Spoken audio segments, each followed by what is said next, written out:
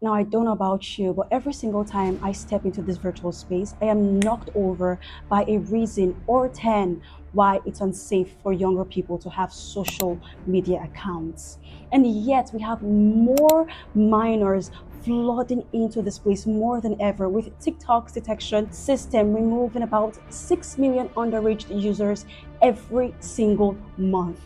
Recently, Australia placed a ban on social media for those under the age of 16, and it kind of reinforced the argument I conceived long before now on why I believe it's a bad idea for young people under the age of 16 to be allowed to roam freely on social media, which I will be sharing with you on today's episode. And if you just happen to be below 16 watching this video right now, there is no need to feel attacked. I've got so much here for you today, and I've got a special message for you in the end of this video. So buckle up, because we're about to go on a fairly long but an intriguing journey. This is the Enlightened Show. I am Lydia Mark, and you're welcome.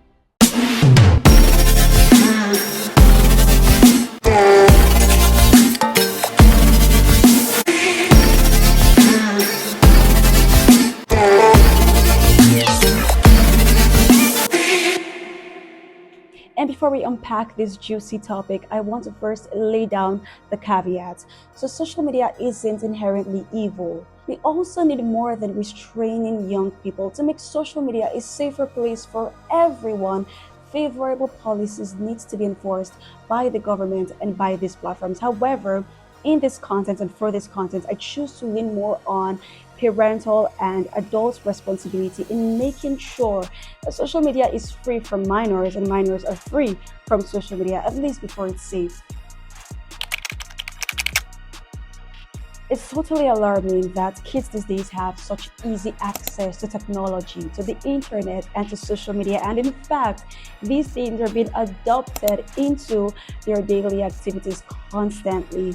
And while there is so much to say about that alone, I just want us to kind of dwell on why I think tweens and teens should not have unrestrained or any access whatsoever to social media. Now, one of the best ways to sabotage the well-being of your kids as a parent is to hand them a personal phone with unrestrained access to the internet in their early teens, being oblivious of the apparent dangers that are being posed by these platforms on a regular basis to the young, the vulnerable, and the impressionable mind. Growing up, I had a phone with unrestrained access to the internet before the age of 13, and it led me into engaging in all sorts of atrocities, which I'm not even ready to talk about in today's content. In short, it was bad for me. It affected my mental health, it affected my academics, and it's not just me. So many people around me have experienced the same too. Now, let's talk about today's world and what we're actually seeing out there. Ever heard about the Sephora Kids?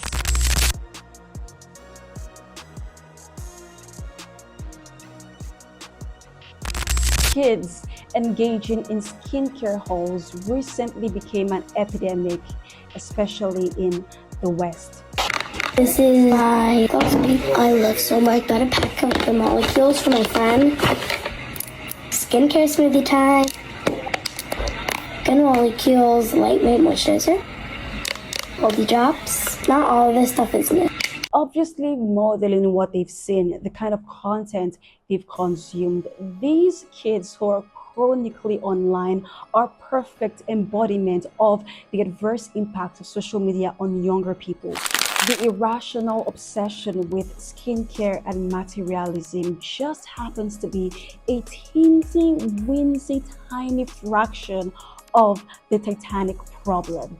A lot of issues that young people face and that parents are consequently faced with are seamlessly sponsored by their early exposure to social media. When you see the thirst traps being posted by 12-year-olds, when you see the kind of explicit content that these young people are being exposed to, when you see the unhinged messages that young influencers embody and send out to other younger audience, when you see the predators that lurk in the shadows of these virtual spaces, when you see the indoctrination of the woke culture on young people, when you see how it affects your mood, your body image, and overall mental health, when you see the fierce competition and quest for validation that thrives on this space, maybe, just maybe, you'll finally get to understand why they must, by every means possible, be protected from this toxic space. Why do we keep tiptoeing around the fact that social media does a lot of harm to young people, especially minors under the age of 16? Now, somebody might say, well, doesn't it depend on how they use it? I mean, social media isn't all that bad. Yes, I don't mean to demonize the internet at all. It's just kind of the leaning I am taking for this specific content. Social media isn't all that bad. But hey, how do you expect a 10, an 11, a 12, a 13, a 14, a 15-year-old to use social media? And to that statement, I will respond saying that the consequences of early social media exposure outweighs the consequences of non-exposure. The consequences of non-exposure being that they will not be able to communicate with their friends online, they will miss out on trends, they will not have enough access to information. Those are the consequences of non-exposure. The consequences, the gravity of the consequences of early social media exposure by far outweighs those consequences. Such consequences like cyberbullying, like sleep deprivation, like body image distortion, and so much more, a host of them. And when somebody presses further to ask why young people under the age of 16 should not be on social media, the response I would give is why? Why should they be on social media? I mean, they have all the time in the world. I have all the time in the world, and I'm way past 16, even though I look.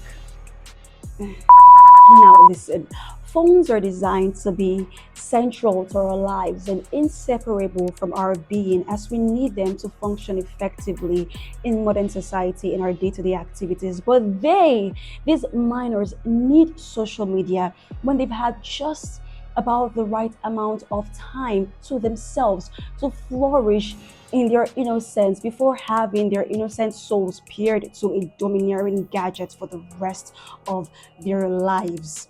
At this stage of their lives, much of their lives is still much of their identity is still taking shape, still taking form. And the last thing we want is for this stage to be disrupted and infiltrated by the influence of such a sophisticated minefield as social media. Do we agree that social media is a sophisticated minefield of addiction, dopamine hijack, overstimulation, validation, of exploitation, of constant comparison and competition, of trolling? Then we should not think of thrusting young people into this minefield to navigate by themselves, just hoping that they will happen to find the good stuff.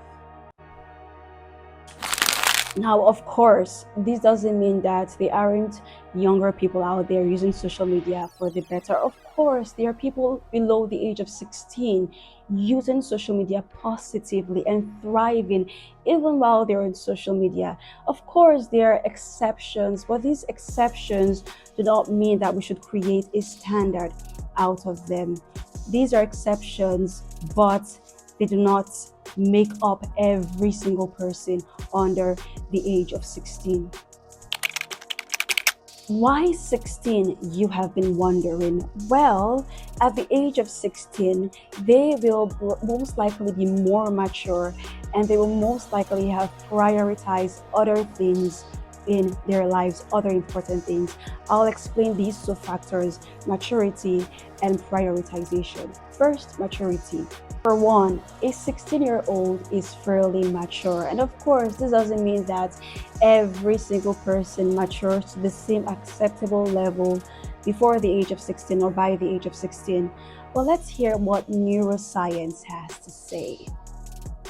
Around 16, the prefrontal cortex becomes more functionally connected to emotional systems, improving self regulation and decision making, contrasting younger years, which is mostly characterized with surges of emotions coupled with poor emotional regulation.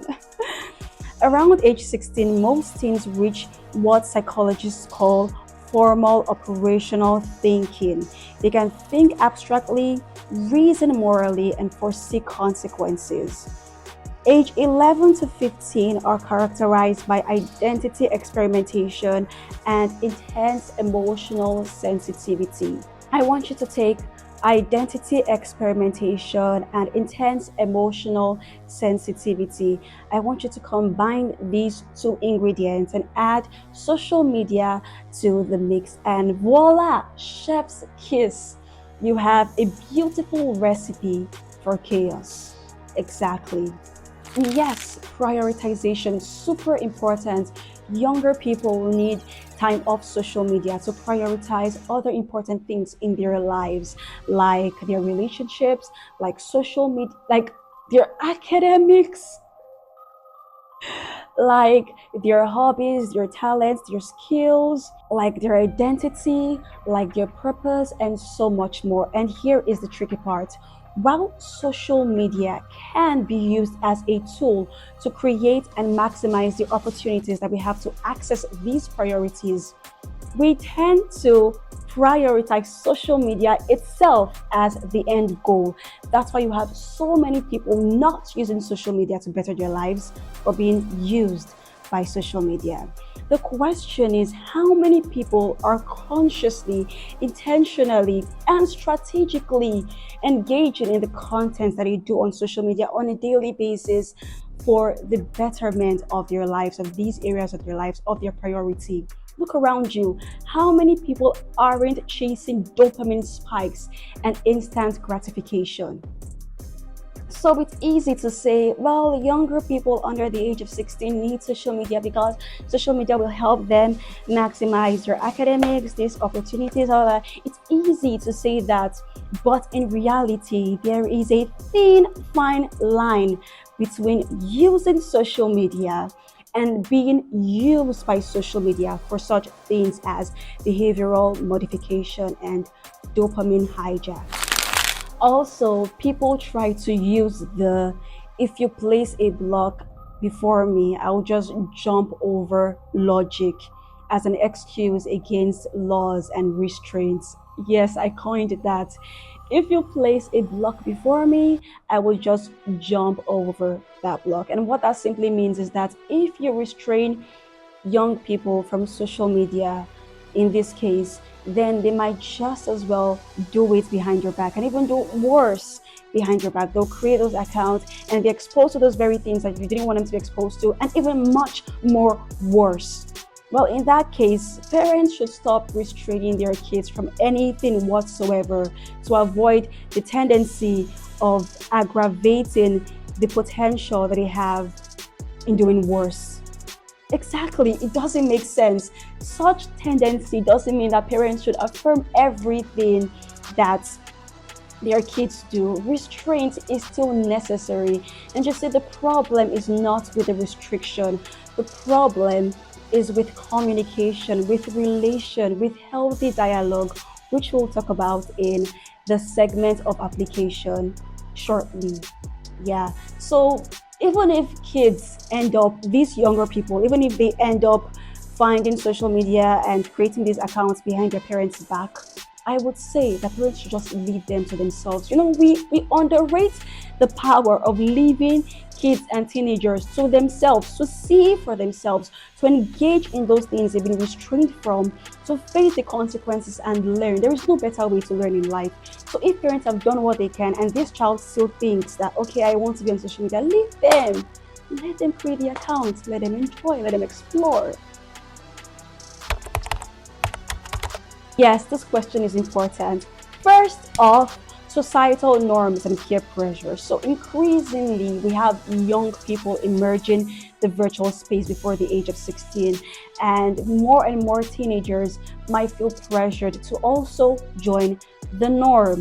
And parents, in this case, might feel bad, uncomfortable if everybody in the circle of their kids have a phone, but their kid does not. To that, I will pose this question: which is more important, validation or well being? Social acceptance or the well being of your child? What this simply means is if you feel like keeping your child away from social media for a period of time is the best thing to do, then do not consider other people who have phones out there as a factor to not do that. No, and I would say that normalization does not isn't equal to appropriateness or rightness. In fact, it's the exact opposite in modern society. When something is so normalized, step back and discern, because chances are number two, communication and information. This is also an important reason why parents may feel pressured to grant their kids access to phones and to social media. But in this case, parents can give their kids dumb phones instead, because yes, they do need to reach out to your kids when they're away. Give your kid a dumb phone, or better still, have a family phone that your kids have access to without access to the internet, and they can use these phones when they have to go out or when they have an event. And for information, you have your phone. If your kid has to do something, for instance, a school project or assignments, give your kid your phone. Let them access the internet through your phone. Yes, this might be so inconveniencing, but this is the sacrifice that you need to pay for the well being, the sanity of your kids in these times. Parental negligence just sums everything up. Many parents are negligent and they lack principles for raising their kids and intentionality. Some parents don't care. Do you have a phone? I don't care. Do you not have a phone? I don't care. Do you come home with a phone one day? I don't care. First things first, I would love to say that restraint without reason is a challenge. And believe me when I say teens love a good challenge. So, what parents, guardians, and siblings can do is number one, have a healthy dialogue with these kids and these teenagers, because, of course, I would feel displaced. I would feel weird if every of my friends have a phone and have access to social media, but I don't. So you have to have a healthy dialogue with your teenagers, with your kids, and let them know about the adverse impact of social media. Let them know that you're not just keeping them out of social media for the rest of their lives, for the whole of their lives, but for only a period of time. And when they've grown to a certain level, when they've learned enough and prioritize other areas of their lives, they can be on social media. Have a healthy dialogue and let them tell you how they feel about it too. Feedback is important. Promote hobbies and engagements. This is so important, because if these young people don't have social media and they don't have other hobbies and engagements to fill in that gap, to fill in that space, they will definitely feel lonely and displaced. So parents and guardians should support and promote hobbies and engagement, family, collective engagements, and individual engagements. I tell you, if a kid or a teenager has so much to do, has so much they're involved in, especially when it comes to their passion, they will think little or nothing about social media or having social media accounts. And in the end, when they do have social media, chances are they will be less involved, because they were invested in activities and engagements and hobbies before they emerged to social media. So that's a very good step. Somebody is probably thinking, somebody has been thinking throughout this video, what if they happen to be on social media but they have restrained access with parental guidance? And so that question, I would say, why? I mean, why does social media have to be a vital part of a minor between the age of 10 and 15? Does it? If these people are kept away from social media totally, are there going to be any grave consequences whatsoever? Yes, the answer is no. So why should they be here at all before 16? In today's fast paced society, youngsters grow faster and think they're mature enough for certain things, but their brain says otherwise. A 10 to 15-year-old might look mature, act mature, and even think mature, and that's a good sign that they need to prioritize self discovery and personal development, not a sign for undue social media exposure. So I have spread this vital information, I have given my opinion, and I will just leave it all to the discretion of the parents because, of course, it all depends on the discretion of the parents in the end. I don't have any kids of my own. And I would just like to add that if you think that 10 to 15-year-olds have so much to learn online, trust me, it can wait. I am not saying an absolute no to social media for young people. No, that's not the case. I am saying wait. I am saying breathe. I am saying grow because who doesn't want to relish in your innocence? And if you happen to be 16, below 16, and you've watched this video up to this point, I just want to say that you may have proven me wrong to an extent by watching this video. This shows that you're genuinely intentional about growth and personal development.